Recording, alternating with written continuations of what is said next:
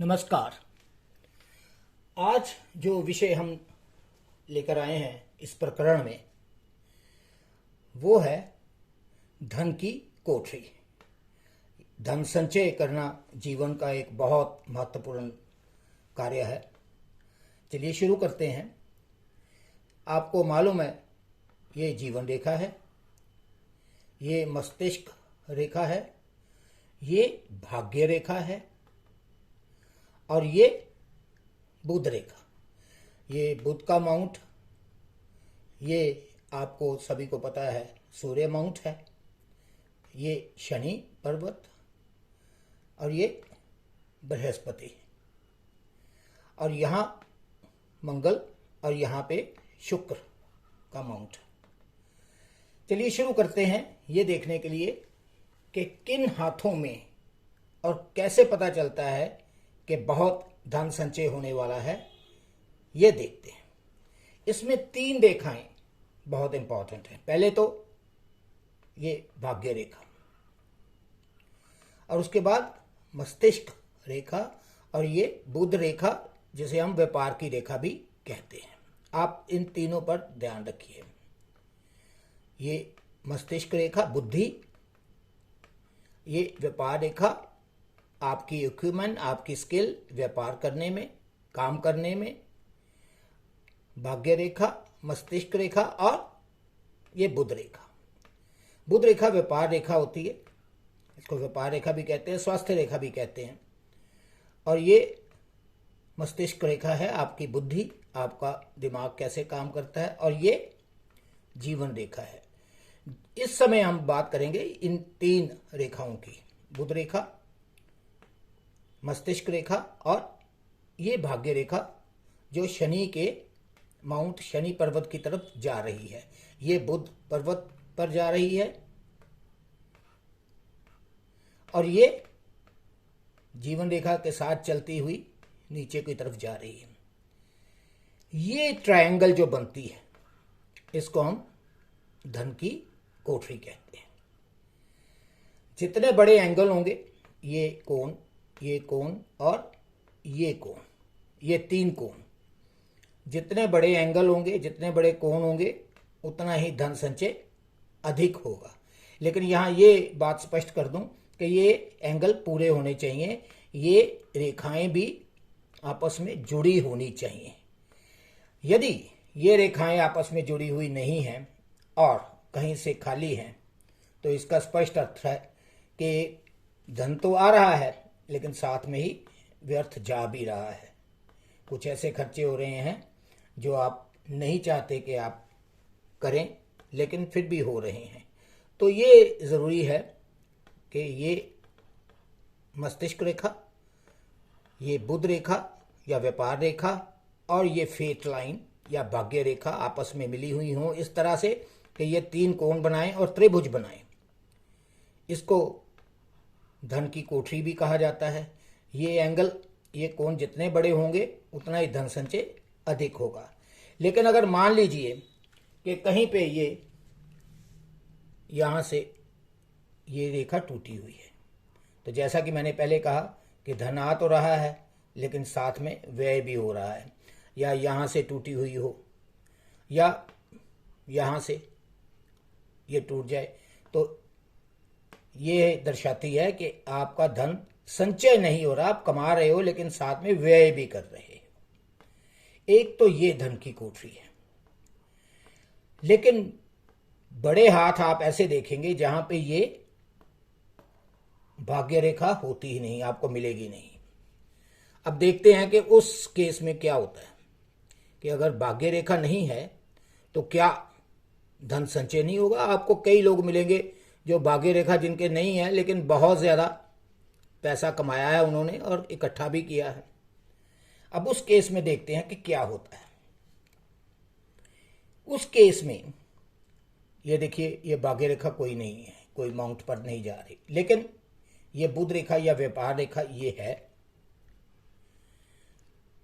और ये यहां से, ये डॉटेड जो मैंने लाइंस लगाई हैं, यहां से शुरू होकर यहां पे मिल रही है, ये वाली नहीं है, लेकिन ये भाग्य रेखा से इसका कोई मेल नहीं है। ये मस्तिष्क रेखा तो आपकी आ रही है, ये जीवन रेखा से शुरू होकर स्वास्थ्य रेखा जो है या बुध रेखा जो है, ये जीवन रेखा से शुरू होकर यहां मस्तिष्क रेखा को मिल रही है।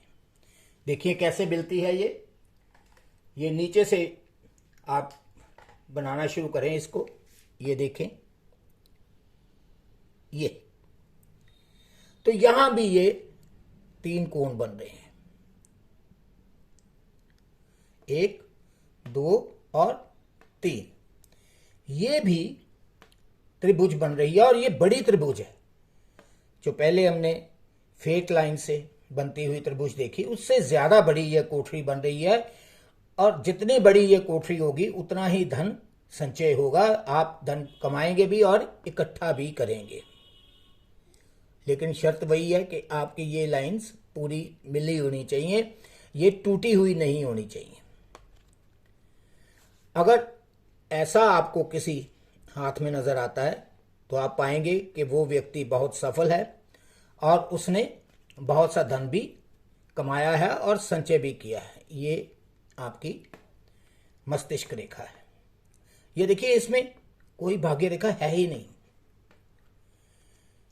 जीवन रेखा और उसके साथ मस्तिष्क रेखा और ये व्यापार की रेखा या बुध रेखा या स्वास्थ्य रेखा, ये यहां से यहां तक मिल रही है।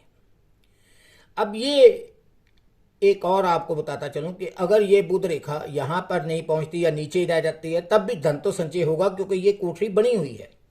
लेकिन अगर ये रेखा सूरज की ओर जाके फिर बुध की ओर मुड़े तो ये और प्रभावशाली हो जाती है, जिसका अर्थ ये है कि वो व्यक्ति प्रभाव भी रखता है और धन भी संचय करता है